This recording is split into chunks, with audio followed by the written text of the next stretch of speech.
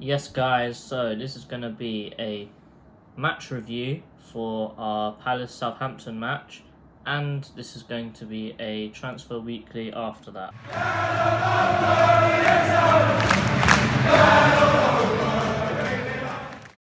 Alright, let us get into the football match. Let us get into this football match. Okay, first things first, I thought that Wilfried Zaha was brilliant. This guy, after the pre-season, he looks like he's taken his form into the new season. I'm not sure if it's him trying to get a move somewhere else. It might be, it might not, but whatever it is, the form is brilliant. We need this kind of energy and this kind of matches from Wilf. Goal, brilliantly taken, no power to it. He just watched it perfectly onto his foot, glanced it straight to the goal, 1-0. This guy should have had a hat-trick today. First hat-trick ever, I do think. Yeah, his second goal, he put it in the net, but he was slightly offside, but VAR ruled it out. And the last one was right at the end. He really should have put it away. He was one-on-one with the keeper, blasted it against a side netting, and nearly lost us the 3 points because Southampton went down the other end, and they should have scored really, but Gaeta was a brilliant save at the end. I think Gaeta has to be man of the match. He was the best player on the pitch really. 3 incredible saves. Yeah, Zaha had a brilliant match overall. The whole team played really well really. I was a bit upset when I saw Townsend playing and starting and McCarthy starting, but that was because Gyro is injured, and Townsend was alright actually for the first half. He was playing in sort of a right mid, right back role, helping Ward out. Sometimes he was further behind Ward than really. He was playing more right back than right wing, but the goal was brilliantly set up from McCarthy though. Nice little tackle on Ward-Prowse, got really stuck into him. They had a bit of a beef, but after that Ward-Prowse didn't want to fuck with this guy anymore because can't fuck with the Irish man. Strong Dons. Anyway, nice little run from Townsend, looked up, saw Wilf was free in the box, left Kyle Walker-Peters in dust. He was doing the attacking third. What an idiot. Like, what's he doing? He's a right back. He's meant to be defending. He's not a winger.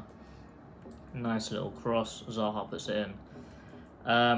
The defence was brilliant. Makeshift defence, amazing. Scott Dan and Kouyaté in the middle, brilliant. I think Kouyaté is one of our most comfortable centre-backs. Ward was alright, needed a lot of help, but Tyreek Mitchell had a blinder. His first win with the team. Lots of good touches, lots of good passes, made a couple good runs actually. He had one run where he was further forward than Wilf, somehow got a corner out of it. Brilliant play from the youngster. Later on in the match, Jeffrey Schlupp went off because he was really tired. The stats show that he had the worst game you could ever have, only 8% pass accuracy and 1 pass completed the whole match. But just the presence, but it doesn't show the dribbles of this guy. This guy was just bullying people out of the way. Just the presence of him. You need to put 2 strong guys on him just to keep him quiet. However, he came off. Eze came on. Eze, presence. I'm telling you, as Troops would say in Arsenal Fan TV, presence blood. Yeah. Yeah. This guy sat down Walker-Peters within the first 5 minutes of him being on the pitch and was laughing. This guy just reminds me of Yannick. He just seems like the new big thing for us, really. I know he was only on the pitch for about 20 minutes, but after he came on, we looked so fluid in attack. Oh man, just imagine if Michy Batshuayi came on the pitch as well. That would have been class. Anyway, we were playing in a pressing 4-3-3 and a defending 4-4-2. I thought this worked really well because Wilf, Ayew and Townsend pushed up really high. We should have had another goal when we pushed up all the way and Vestergaard fumbled a pass. We had a nice little run on goal, but I think Zaha missed the shot. But yeah, I thought we played really well. High press, good defence, really good team. Batman didn't come on the pitch unfortunately, but what can you expect? He's been self-isolating after his Belgium match the whole time, and yeah, he's going to be fit for next match, so I'm not too upset. Class on Twitter, by the way, and Instagram. On to Southampton, they were not good. They had a couple chances. Ings had a chance, but the ball got stuck between his feet, and James Ward-Prowse got pocketed and was shut down by James McCarthy. And I loved how Zaha celebrated and just didn't do anything, just stared at Ward-Prowse, and he had nothing he could say about it.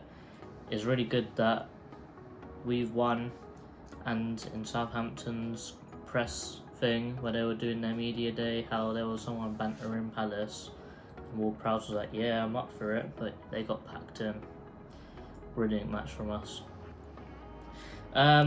Yeah, on to Transfer Weekly now. The first, and probably the most important one, Alexander Sorloth has not returned to Turkey to Transport. He's coming back to England, I believe, and we have accepted a bid from RB Leipzig. This bid is for £24 million plus £6 million in add-ons, to a grand total of £30 million. £30 million for someone that cannot play in the Premier League is a steal. We are conning these guys out of so much money they don't understand what's happening to them.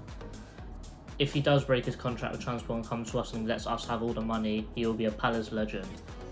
I'm calling it now. Shit player, yes, big P's.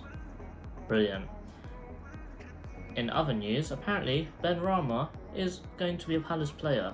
This is according to The Sun, The Mirror, The Telegraph, The Mail and The Daily Mail.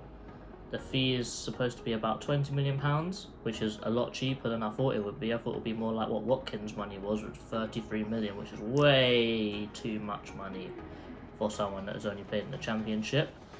I would rather Deulofeu or Sarr, or Ismaili Sarr, because they've already got Premier League experience. However, Deulofeu has been injured for a lot, and I think Sarr would be the perfect guy. Young, Prem experience, European experience, deadly in attack, nice finishing, really fast, really strong. But Benrahma isn't bad.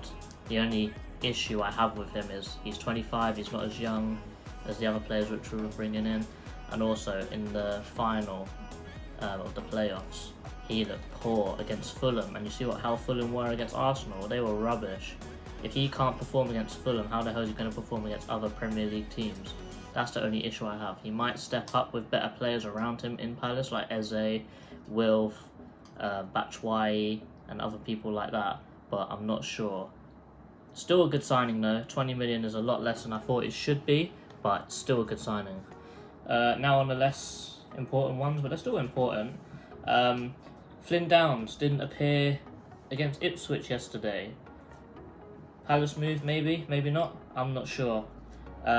Scotty Banks and Gordon, apparently they're both going out on loan. I'm not sure which clubs. Probably both in Scotland. They'll get good game time and they'll develop a lot. Scott Banks looks like a hell of a player, definitely a future prospect.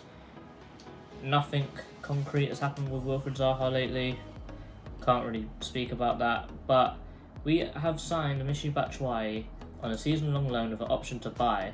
I feel sorry for Conor Gallagher, but it doesn't really matter. We really need a striker more than a midfielder.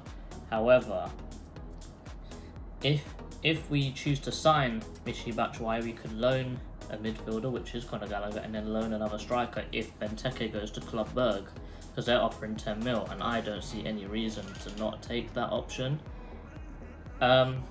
Maybe get someone in like Brewster, nice little backup striker, third striker, not bad at all.